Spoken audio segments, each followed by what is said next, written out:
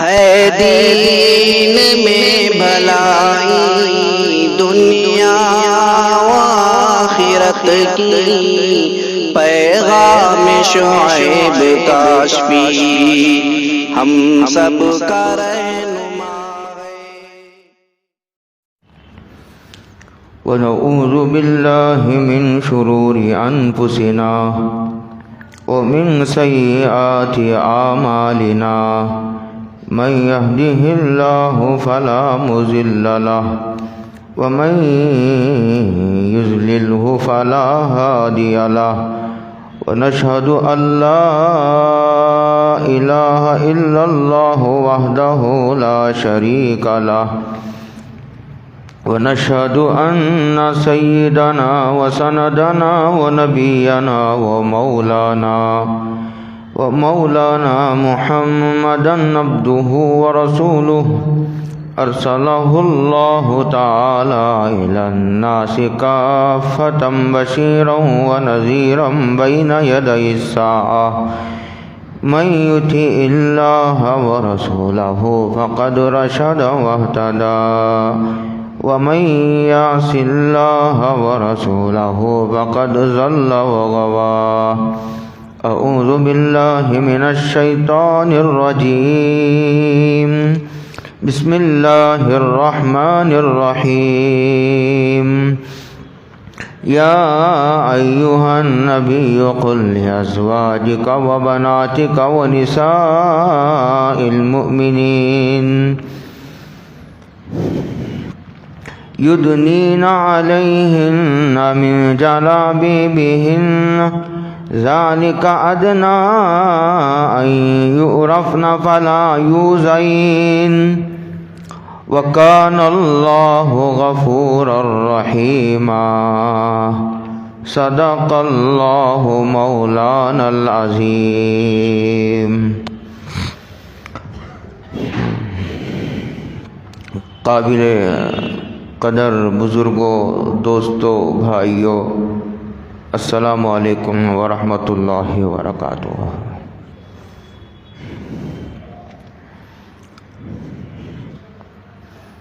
اس وقت 22ویں پارے کی ایک آیت کریمہ جس کا تعلق سورہ احزاب سے ہے، تلاوت کرنے کی اللہ رب العزت والجلال نے سعادت عطا فرمائی ہے۔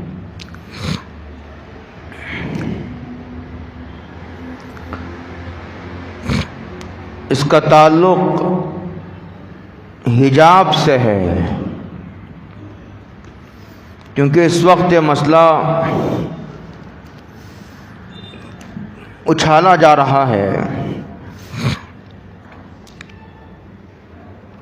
اس لیے مناسب سمجھا گیا کہ آپ حضرات کے سامنے اس کی ضروری باتیں آ جاویں۔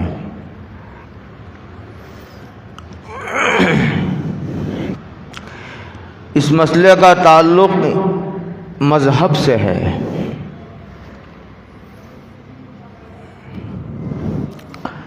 اس مسئلے کا تعلق کسی جماعت، تنظیم، حکومت، سیاست سے کسی طور پر بھی نہیں ہے۔ اس مسئلے کو ایک سیاسی رخ دینا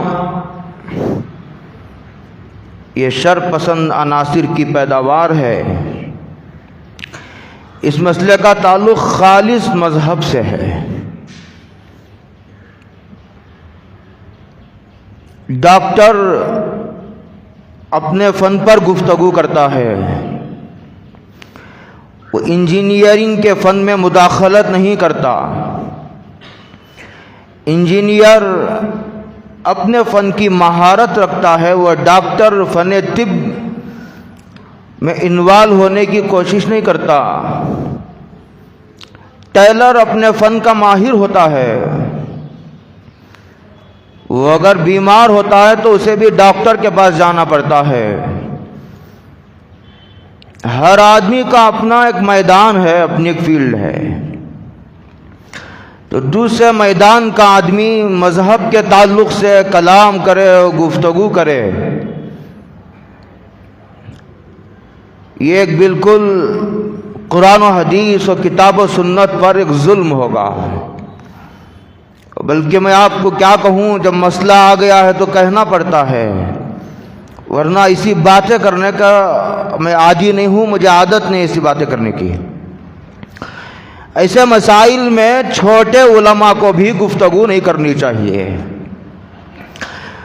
ایسے مسائل میں ان علماء کو گفتگو کرنی چاہیے جو قرآن و حدیث کے علوم میں ڈوب گئے ہوں، ان کے رات دن کا مشغلہ بن گیا ہو. ایسا نہیں کہ 8 سال مدرسے میں پڑھا نکل گیا، اس کے بعد کبھی کتابوں کی طرف دیکھا نہیں، تو اس کو بھی ایسے مسائل میں کلام نہیں کرنی چاہیے. شریعت کا مسئلہ نہایت اہم مسئلہ ہے.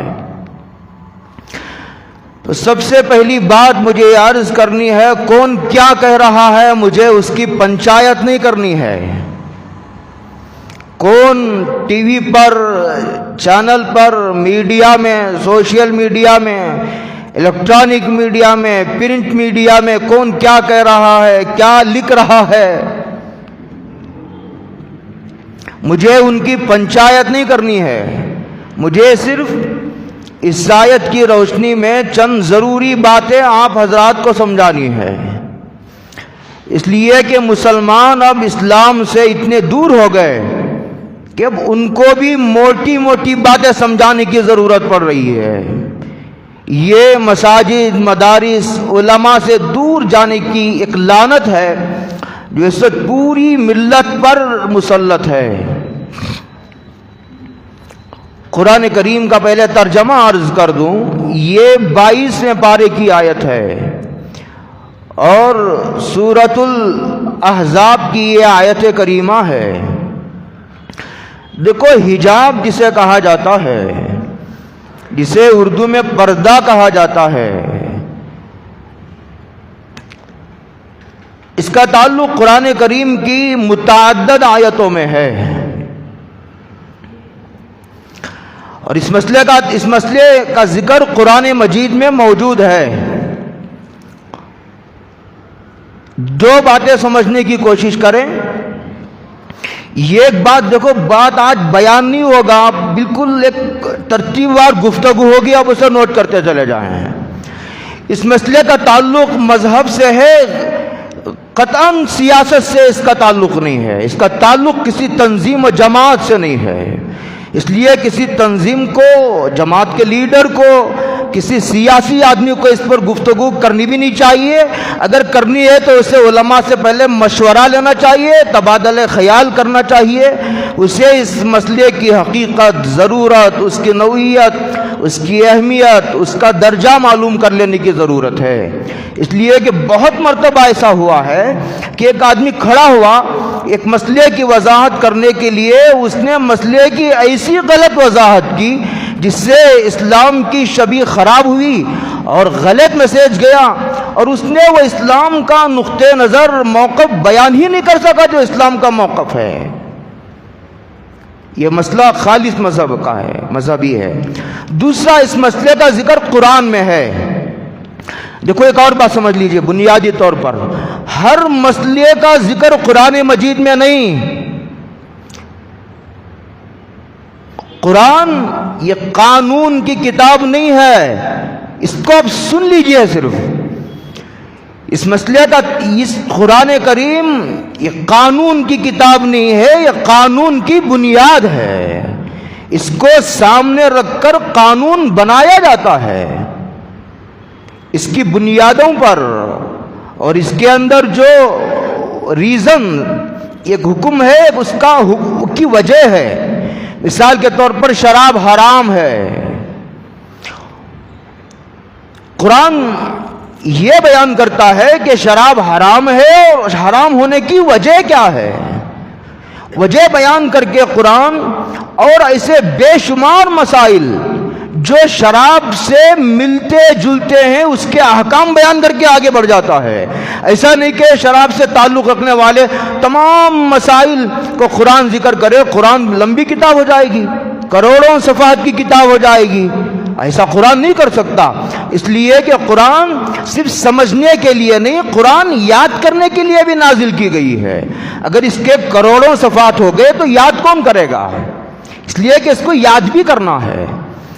تو قرآن یہ قانون کی بنیاد ہے، ہر مسئلے کا ذکر قرآن میں نہیں ہے۔ جب 3 طلاق کا مسئلہ کورٹ میں چل رہا تھا تو جج نے لائر سے ایک سوال کیا کہ اس کا ذکر قرآن میں کہاں ہے؟ تو اس کو یہ کہنا چاہیے تھا لائر کو کہ ہر مسئلے کا ذکر قرآن میں ہی ہونا کیا ضروری ہے؟ حدیث میں بھی ہو سکتا ہے، اجماع امت میں بھی ہو سکتا ہے، اور قیاس میں بھی ہو سکتا ہے۔ ہمارے 4 دلائل ہیں، یہ قرآن ہے، ایک مسئلے کا ذکر قرآن میں ہو سکتا ہے، ہر مسئلے کا ذکر نہیں ہو سکتا۔ جیسے نماز ہے، نماز کا حکم قرآن میں ہے، لیکن نماز میں کتنی رکعتیں ہیں، کب قیدا ہوگا، کتنی رکعتوں کے بعد قیدا ہوگا، رکوع پہلے ہوگا یا سجدہ پہلے ہوگا، ایک رکعت میں کتنے سجدے ہوں گے، ایک رکعت میں کتنے رکوع ہوں گے، اس کا ذکر قرآن کریم میں نہیں ہے۔ اس کے واجبات کتنے ہیں، شرائط کتنے ہیں، فرائض کتنے، یہ منصب تو پیغمبر کا ہے، پیغمبر کو اس کی تشریح کے لیے اتارا گیا ہے، اس لیے کتاب بھی نازل کی گئی، پیغمبر کو بھی بھیجا گیا۔ 4 دلائل ہیں، قرآن میں ہے مسئلہ، کبھی قرآن میں نہیں ہوتا تو حدیث میں ہوتا ہے۔ جیسے روزے کا حکم ہے قرآن میں، روزے کی تفصیلات قرآن میں نہیں۔ حج کا حکم ہے، حج کی تفصیلات قرآن میں نہیں۔ زکوٰۃ کا حکم ہے، زکوٰۃ کی بے شمار تفصیلات ہیں جو سینکڑوں صفحات پر پھیلی ہوئی ہے، اس کا ذکر قرآن میں نہیں ہے۔ اس لیے ہر مسئلے کا ذکر قرآن میں ہونا ضروری نہیں ہے۔ آدمی دلیل پوچھ سکتا ہے کہ حضرت اس مسئلے کی دلیل کیا ہے، ایسا نہیں پوچھ سکتا کہ اس مسئلے کا ذکر قرآن میں ہے کیا۔ قرآن میں ہوگا تو میں مانوں گا، قرآن میں نہیں ہوگا تو نہیں مانوں گا، مجھے قرآن سے ہی دلیل دیجئے۔ یہ گمراہی کی طرف جانے والا راستہ ہے۔ اس لیے ایک طبقہ ایسا دنیا میں جیتا ہے جو یہ کہتا ہے کہ ہمیں دین پر چلنے کے لیے حضور کی حدیثوں کی ضرورت نہیں ہے، یہ اللہ کی کتاب کافی ہے۔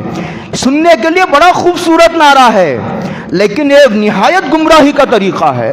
اس لیے کہ بے شمار ایسے اصول ہیں، مسائل ہیں، عقائد ہیں جس کی تشریح پیغمبر علیہ السلام کے ذمہ ہے اور ان کے سپرد کی گئی ہے، ان کے وہ منصب کا تقاضا ہے، حضور نے اس کو پھیلایا ہے، اس کو کھولا ہے، لوگوں کو سمجھایا ہے۔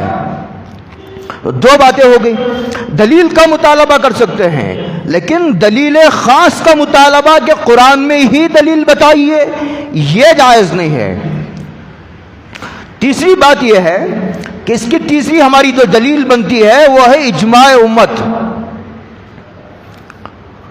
اجماع امت کا مطلب یہ ہے کہ دنیا میں جو بڑے بڑے علماء ہیں، عوام نہیں، بڑے بڑے جو علماء ہیں وہ کسی مسئلے پر متفق ہو جائے کہ یہی مسئلہ اب رہے گا۔ جیسے تراویح کا مسئلہ ہے، صحابہ کے زمانے سے صحابہ کے درمیان جب یہ 20 رکعت تراویح کا مسئلہ آیا، حضرت فاروق اعظم رضی اللہ تعالی عنہ کا زمانہ تھا تو ان کے دور میں ایک امام کے پیچھے 20 رکعت تراویح پڑھی گئی، تمام صحابہ کی بڑی جماعت موجود ہے، کسی نے نکیر نہیں فرمائی، کسی نے اعتراض نہیں کیا۔ تو اس کا مطلب یہ ہوا کہ تمام صحابہ نے اس مسئلے کو مان لیا، اس لیے کہ ان کے پاس اس کی دلیل تھی۔ اس لیے کہ تین دن جو حضور نے تراویح پڑھائی تھی، حضور کے پیچھے تراویح پڑھنے والے اکیلے حضرت عمر نہیں تھے، بہت بڑی جماعت تھی صحابہ کی۔ تیسرے دن جب حضور نے تراویح پڑھائی تھی تو پوری مسجد نبوی بھر گئی تھی۔ تو یہ مسئلہ تیسرا اجماع امت کا مسئلہ، اس سے مسئلہ ثابت ہوتا ہے قرآن سے، حدیث سے، اجماع امت سے۔ ایک چوتھی دلیل ہے جو مجھے عوام کے درمیان شاید بیان کروں گا تو آپ نہیں سمجھیں گے، لیکن پھر بھی سن لیجئے۔ اسے کہتے ہیں قیاس، اسے کہتے ہیں استنباط، عربی کا صحیح لفظ استنباط کہتے ہیں۔ استنباط کہتے ہیں بورویل سے پانی نکالنا، بورویل سے پانی نکالا جاتا ہے، پانی پیدا نہیں کیا جاتا، پانی پہلے سے موجود ہے، پانی پہلے سے زمین میں ہے، جب پانی نہیں تھا تو آیا کہاں سے؟ پانی تھا، لیکن پانی نظر نہیں آیا. اوپر سے دیکھو پانی نظر نہیں آتا. وہ تو سینکڑوں فٹ جانے کے بعد بلکہ ہزار فٹ مارا جاتا ہے تب جا کر کے پانی نکل آتا ہے. پانی ہے نظر نہیں آتا اوپر سے دیکھو گو, لیکن نظر آنے والوں کو نظر آتا ہے. وہ پیش گوئی کرتے ہیں کہ یہاں مارو بورویل پانی آئے گا. تو استنباط کہتے ہیں قرآن و حدیث میں بعض مسئلے ہیں کھلے واضح طور پر ہیں, وہ تو سب کو سمجھ میں آتے ہیں. جیسے یہ مسئلہ ہے تو میں 2 باتیں عرض کر رہا تھا. یہ ایک مسئلہ حجاب کا مسئلہ قرآن میں ہے, اور حجاب کا مسئلہ قرآن کریم کی گہرائیوں میں نہیں, قرآن کے اوپر ہے.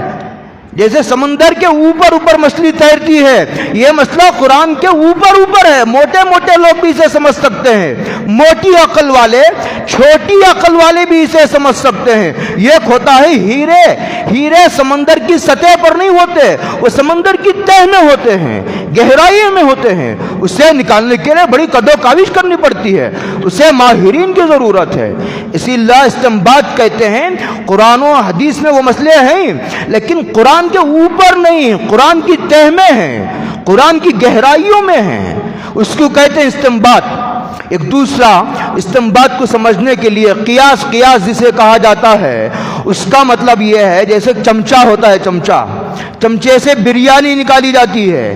چمچہ بریانی پیدا نہیں کرتا, بریانی پہلے سے ہے دیغ میں بریانی پہلے سے ہے. چمچہ داخل کرنے کے بعد بریانی اچانک پیدا نہیں ہو گئی. بریانی بنانے والے نے بریانی بنا کے تیار کر دیا, بعد میں ایک آدمی نے چمچہ ڈال کر کے بریانی نکالی. چمچے کا اتنا ہی کام ہے. تو قیاس جسے کہا جاتا ہے, استنباط جسے کہا جاتا ہے, اس کا مطلب یہ نہیں ہے کہ نئے مسائل علماء اپنی طرف سے بنا کر کے پیش کرتے ہیں. وہ قرآن میں وہ مسائل ہوتے ہیں, وہ قرآن حدیث کی گہرائیوں میں وہ مسائل ہوتے ہیں, لیکن وہ قرآن و حدیث کی گہرائیوں میں ہوتے ہیں, اسے نکالنا پڑتا ہے. جیسے پانی نکالنے کے لیے بورویل کو بہت اندر پہنچایا جاتا ہے, جب جا کر کا پانی نکلتا ہے. تو 4 دلائل ہو گئی, ایک قرآن, ایک حدیث, ایک اجماع امت, اور ایک قیاس جسے استنباط کہا جاتا ہے. اب سنیے قرآن کریم کی آیت. قرآن کریم میں پردے کے احکامات مختلف جگہ آئے ہیں. تمام آیتوں پر سیر حاصل بحث کرنا اس وقت مشکل بھی ہے, وقت بہت کم ہے, اور وہ ایک تفصیلی موضوع ہے, انشاءاللہ پھر کبھی عرض کریں گے. قرآن کریم یہ کہتا ہے یا ایھا النبی. اچھا دیکھو, یہ اس کا تعلق مذہب سے ہے, میں نے کہا. دوسرا مذہب سے ہٹ کر بھی اس کا تعلق انسانیت سے ہے. یہ ایک آدمی مذہب کو نہیں مانتا, لیکن وہ انسان ہے. تو اگر وہ انسان ہے, جانور ہو تو اس سے ہماری بحث نہیں ہے, وہ ہمارا بحث کا موضوع نہیں ہے, بشرطے کہ وہ انسان ہو, کسی بھی مذہب کو مانتا ہو یا کسی بھی مذہب کو نہ مانتا ہو, تب بھی جو شرم و حیا انسان کی فطرت کی گہرائیوں میں رکھا ہوا ہے. لہذا جو لوگ پردے کے خلاف آواز اٹھا رہے, وہ صرف مذہب سے بغاوت نہیں کر رہے, وہ اس بات کا ثبوت پیش کر رہے ہیں کہ ہم خلاف فطرت زندگی گزار رہے ہیں, ہم انسان بھی نہیں ہیں, ہمیں شرم و حیا سے کوئی لینا دینا نہیں ہے. بڑی بے شرمی, بے غیرتی, بے حیائی کی بات ہے. اس کا تعلق مذہب سے ہے. اگر مذہب حکم نہ بھی دیتا تو بھی یہ انسانیت کا تقاضا تھا, انسان ہونے کا تقاضا تھا, اور یہ ہر شریعت کا حکم ہے. یہ صرف حضرت محمد الرسول اللہ صلی اللہ علیہ وسلم کی شریعت کا حکم نہیں ہے. یہ حجاب جسے کہا جاتا ہے, پردہ جسے کہا جاتا ہے, یہ سطر کو چھپانا جسے کہا جاتا ہے, ویسے سطر و حجاب میں فرق میں بتاؤں گا ابھی. تو وہ ایک انسانیت سے تعلق رکھنے والی چیز ہے. وہ تو ہر شریعت میں یہ چیز مشروع تھی. ایسا نہیں کہ حضرت آدم کی شریعت میں بے حیائی جائز تھی, حضرت موسیٰ کی شریعت میں بے غیرتی کو روا رکھا گیا تھا, حضرت عیسیٰ کی شریعت میں جو بے شرمی کو جو ہے وہ جائز مان لیا گیا تھا. ایسا نہیں ہے. اس کا تعلق مذہب سے بھی ہے, اس سے اوپر اٹھ کر کے اس کا تعلق انسانیت سے ہے. لہذا بے پردگی کی بات کرنا, حجاب کے مسئلے کو ایک مسئلہ بنا دینا, تو یہ تو ایک بے غیرتی کی، بے حیائی کی، بے شرمی کی بات ہے۔ شریف لوگوں کو ایسی باتیں نہیں کرنی چاہیے، خاندانی لوگوں کو ایسی باتیں نہیں کرنی چاہیے، عزت دار لوگوں کو ایسی گفتگو جو ہے وہ ان کے منہ سے اچھی نہیں لگتی۔ تو 4 دلائل ہیں قرآن کے، یہ قرآن مجید ہے، ایک حدیث نبوی ہے، اور دوسرا اجماع امت ہے، اور تیسرا استنباط ہے جسے میں نے سمجھایا ہے۔ 5ویں کوئی دلیل نہیں ہے، 5ویں دلیل کوئی نہیں ہے۔ اس سے آج لوگوں نے دادا گیری کو دلیل بنا لیا ہے، دادا گیری کے مسئلے پر، طاقت پر مسئلہ ثابت کرنے لگے۔ کوئی مسجد کا صدر ہے تو ایک مسئلہ نافذ کرنے لگا، یہ آدمی اپنے گھر کا ذمہ دار ہے، وہ کہتا ہے کہ میرا چلے گا۔ کہاں کا قرآن، کہاں کی حدیث، کہاں کا اجماع، کہاں کا قیاس؟ میں تیرا باپ ہوں، تو میرا بیٹا ہے، میں گھر کا ذمہ دار ہوں، میں نے تجھے پیدا کیا ہے، میں نے تجھے پالا ہے، میں نے تجھے پوسا ہے، میں نے تیری تجھے تعلیم دلائی ہے، میں نے تیری تربیت پر پیسہ خرچ کیا ہے۔ اس گھر میں اللہ کا نہیں چلے گا، اس گھر میں حضور کا نہیں چلے گا، اس گھر میں کتاب و سنت کا نہیں چلے گا، اس میں کسی محدث کی تشریح کا نہیں چلے گا، کسی مفسر کی تفسیر کا نہیں چلے گا، یہاں میرا چلے گا، اس گھر کا میں ہی مالک ہوں، اس گھر میں میرا ہی چلے گا۔ لوگ زبان سے تو نہیں کہتے، لیکن اگر ان کے دلوں کو چیر کر دیکھا جائے تو مسلمانوں کی 50% آبادی کے دلوں میں چھپی ہوئی یہ آواز ہے۔ ورنہ ان کو کیا ہمت ہوتی کہ وہ لوگ ہمارے پرسنل لا میں مداخلت کرتے۔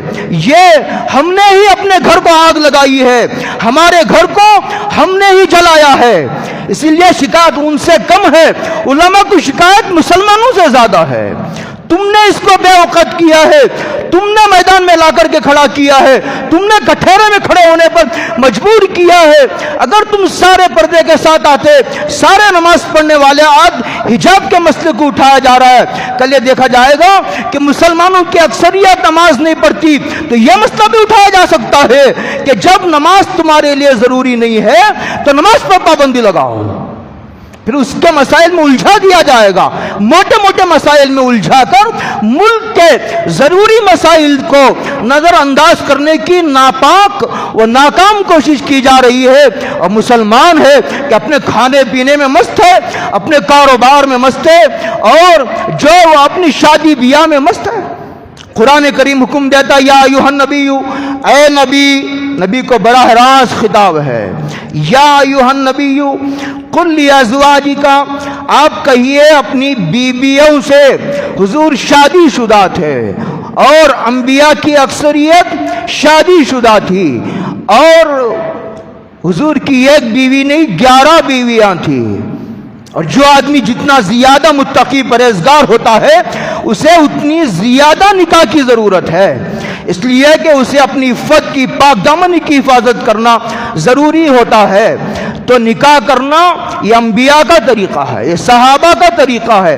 2-4 کو چھوڑ کر انبیاء کی اکثریت نے نکاح کیا ہے، ان کے بیویاں بھی ہیں، ان کے بچے بھی ہیں، انبیاء خاندان والے ہوئے ہیں، یہ کوئی بزرگی کی خلاف نہیں ہے۔ جو آدمی ادھر ادھر منہ مارتا پھرتا ہو اس کو نکاح کی کیا ضرورت ہے؟ جس سے حلال و حرام کی تمیز نہ ہو، اس کے نزدیک نکاح اور بدکاری برابر ہو، تو اسے نکاح کی کیا ضرورت ہے؟ نکاح یہ ایک ضرورت کا حل ہے، ایک ضرورت کا جائز راستہ جو اسلام نے پیش کیا ہے۔ اے نبی قل لازواجک، سب سے پہلے جو قانون ہم بیان کرنے جا رہے ہیں اس قانون کو اپنے گھر پر نافذ کرو تو تمہاری دعوت میں جان پیدا ہو جائے گی، طاقت آ جائے گی، زور پیدا ہو جائے گا۔ جب آدمی اپنے گھر پر قانون نافذ نہیں کرتا نا، اس کی طاقت میں جھول پیدا ہو جاتا ہے، لچک پیدا ہو جاتی ہے۔ اسی لیے حضور کو کہا گیا واصطبر علیہا وانذر عشیرتک الاقربین، اپنے رشتہ داروں کو چلاؤ اور اپنے رشتہ داروں کو نماز کی دعوت دو، خود بھی اس کا اہتمام کرو۔ نماز کی دعوت تو دیتے ہو، نماز خود نہیں پڑھتے، ٹھیک ہے، جو بے نمازی ہے اس کو نماز کی دعوت دینا جائز ہے، اس میں کیا شبہ کی بات ہے، لیکن اس کی دعوت بے اثر ہے، اس کی دعوت میں اثر نہیں پیدا ہوتا۔ لیکن اگر کوئی بے نمازی نماز کی دعوت دیتا ہے وہ دیتا رہے، یہ نہیں کہتے کہ وہ نماز کی دعوت چھوڑ دے، ہم یہ کہتے ہیں کہ وہ خود بھی نماز پڑھنے کی کوشش کرے، اس کی دعوت میں اور جان پیدا ہو جائے گی، اخلاص پیدا ہو جائے گا، زور پیدا ہو جائے گا، طاقت پیدا ہو جائے گی۔ یا ایھا النبی قل لازواجک، اے نبی اپنے بیویوں سے کہو، وہ بناتک اور اپنی بیٹیوں سے کرو، پردے کا حکم سب سے پہلے اپنے گھرانے پر نافذ کرو۔ وہ بناتی کا حضور کے کئی بیویاں تھی، حضور کی کئی بیٹیاں تھی۔ شیعہ کہتے ہیں کہ حضور کی ایک ہی بیٹی تھی حضرت فاطمہ۔ قرآن کو شیعہ کا رد نہیں کرنا ہے، لیکن قرآن اس طرح گفتگو کرتا ہوا چلتا ہے، اس میں قیامت تک آنے والے گمراہ فرقوں کا خود بخود رد ہوتا چلا جاتا ہے۔ قرآن نے کہا اپنے بیٹیوں سے کہو، قل لازواجک و بناتک، کیا کہیے، یدنین علیہن من جلابیبہن، ان سے کہیے کہ وہ اپنے اوپر چادروں کو ڈال لیا کرے۔ یدنینا یہ عربی کا لفظ ہے اور یہ حکم ہے، یدنینا یہ حکم ہے اور یہ حکم اللہ کا ہے، یہ حکم باپ کا ہوتا ہے۔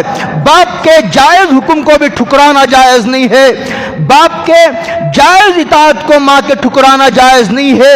کوئی ذمہ دار ہے، اپنا استاد ہے، اپنا شیخ ہے، پیر و مرشد ہے، کوئی ذمہ دار ہے، وہ شریعت کے دائرے میں رہ کر ایک حکم دیتا ہے، حتی المقدور اسے نبھانے کا حکم ہے۔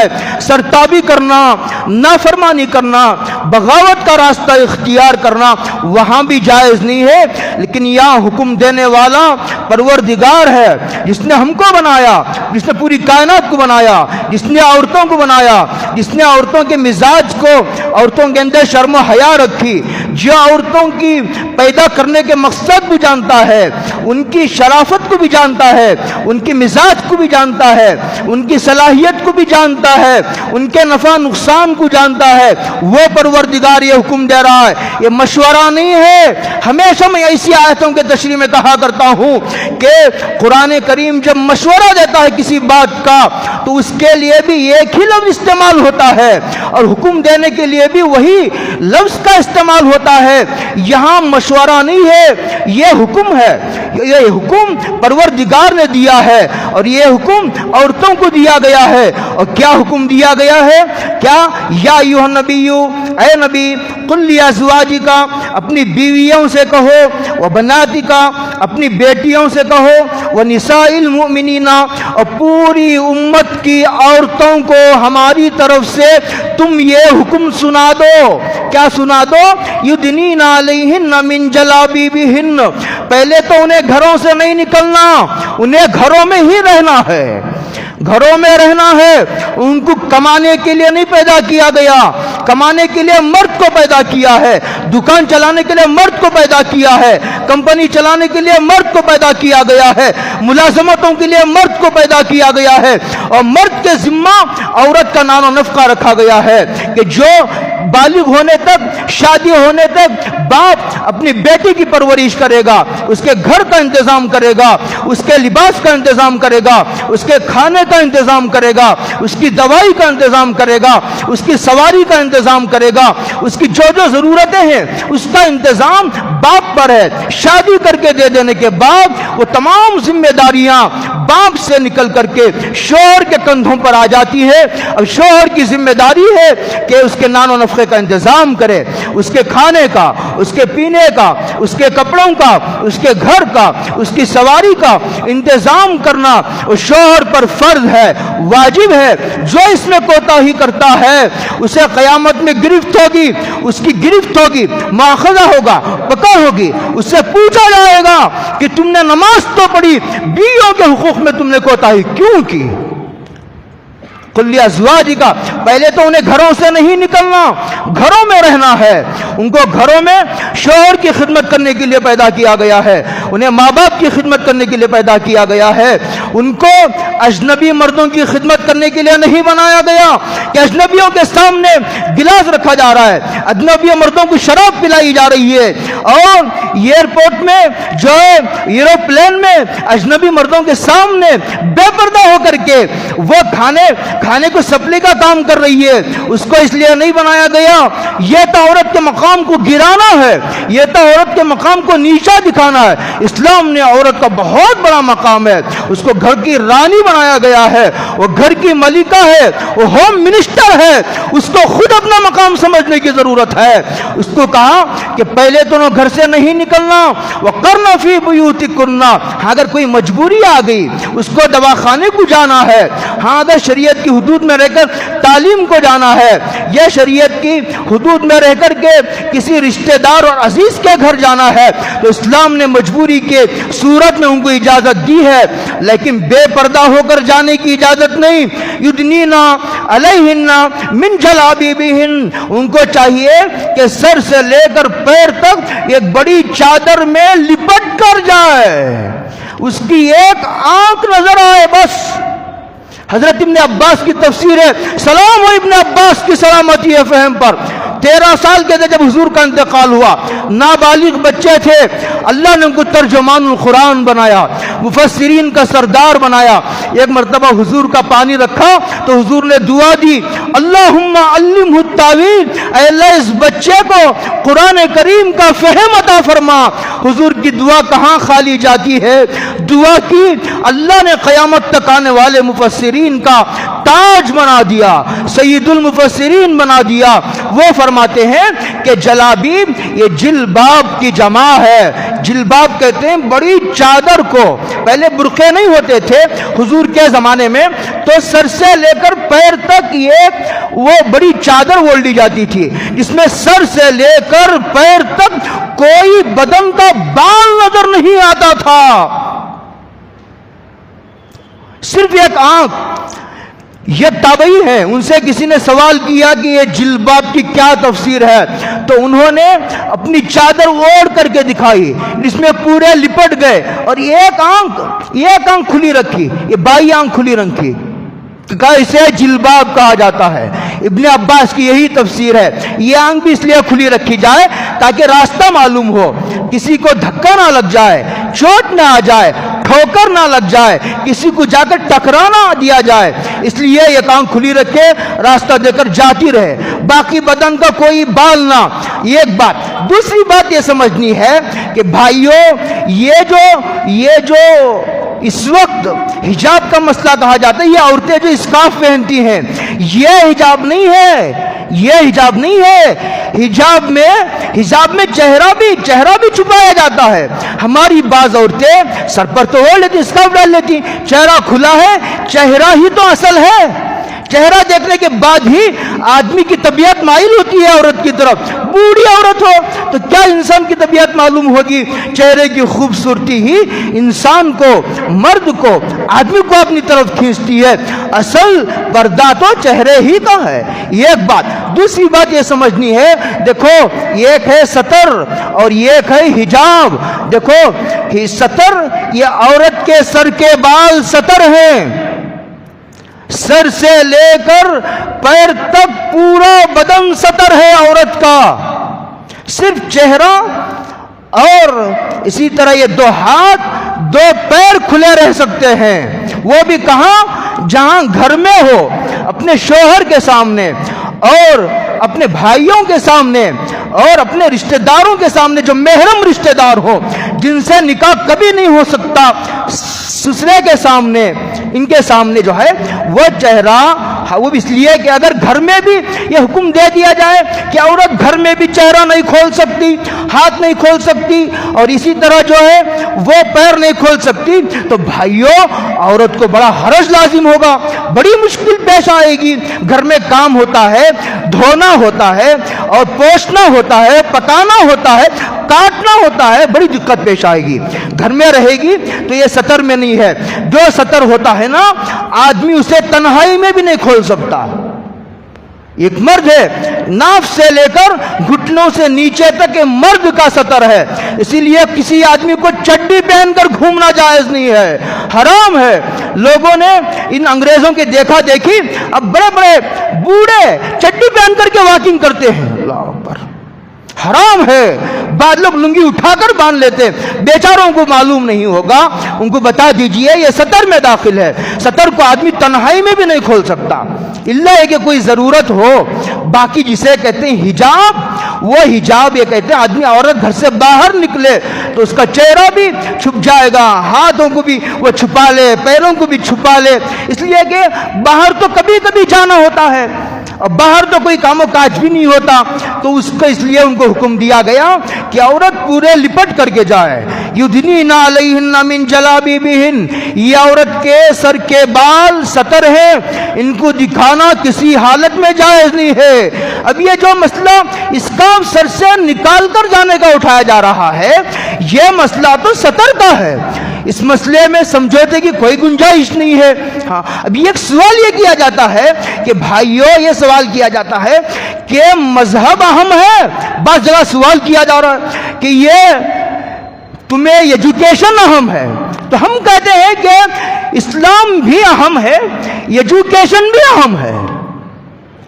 لیکن اگر ٹکراؤ پیدا ہو جائے کہ تعلیم کے لیے شریعت کی قربانی دینی پڑے, شریعت کا سودا کرنا پڑے, عقیدے کا سودا کرنا پڑے, سطر کا سودا کرنا پڑے, بے حیائی بے شرمی اختیار کرنی پڑے, تو اسلام کا کھلم کھلا یہ عقیدہ اعلان ہے کہ اسلام ایسی تعلیم کی نہ حوصلہ افزائی کرتا ہے بلکہ مسلمانوں کے مالداروں کو خطاب کرتا ہے.